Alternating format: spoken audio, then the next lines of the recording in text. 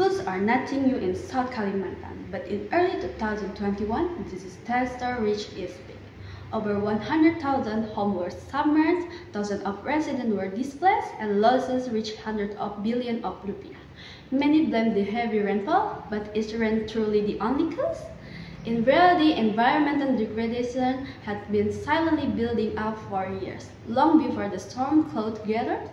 Widespread deforestation, giving mining pits, and poorly implemented reclamation efforts have weakened our natural defenses. So the question is, how can South Kalimantan address flood disaster heavily caused by mining activities? Assalamualaikum warahmatullahi wabarakatuh. Good day to the honorable judges and all my colleagues. My name is Aisyah Hanadia Taisir. I'm honored and humbled to stand here as an outstanding mahasiswa berprestasi from Unggulan Kalimantan Polytechnic. And in this video, I will take you deeper into this question. Why have floods in South Kalimantan become so devastating?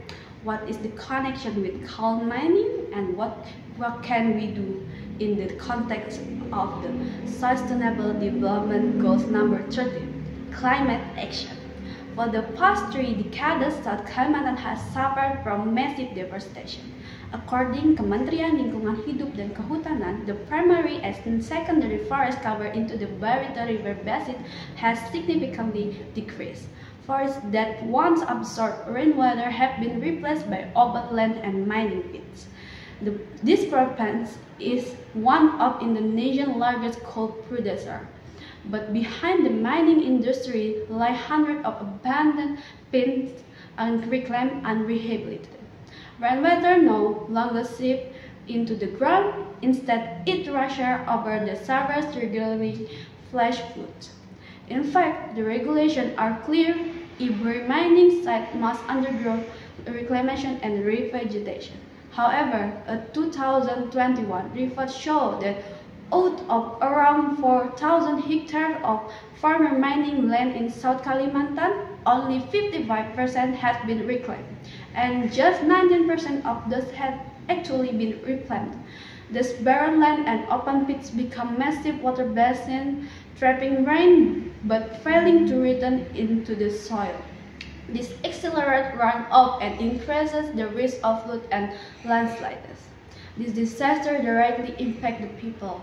Homes are swept away, schools are underwater, thousands of hectares of farmland are destroyed.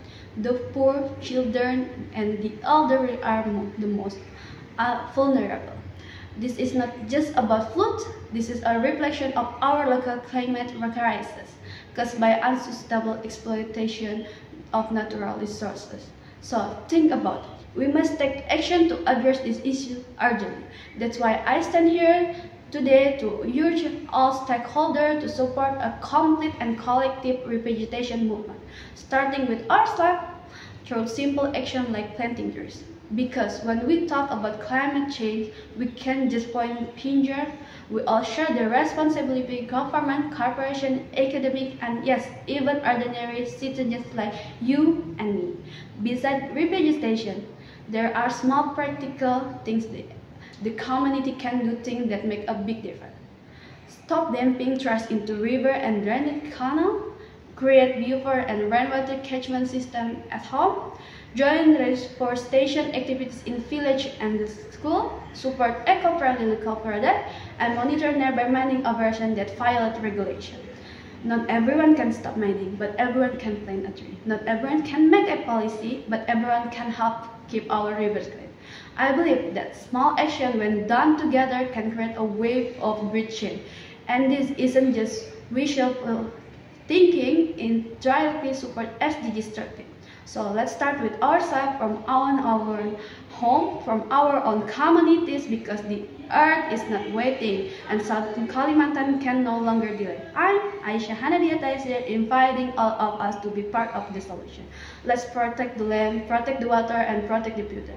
Because if not us, then who? And if not now, then when? Wassalamualaikum warahmatullahi wabarakatuh.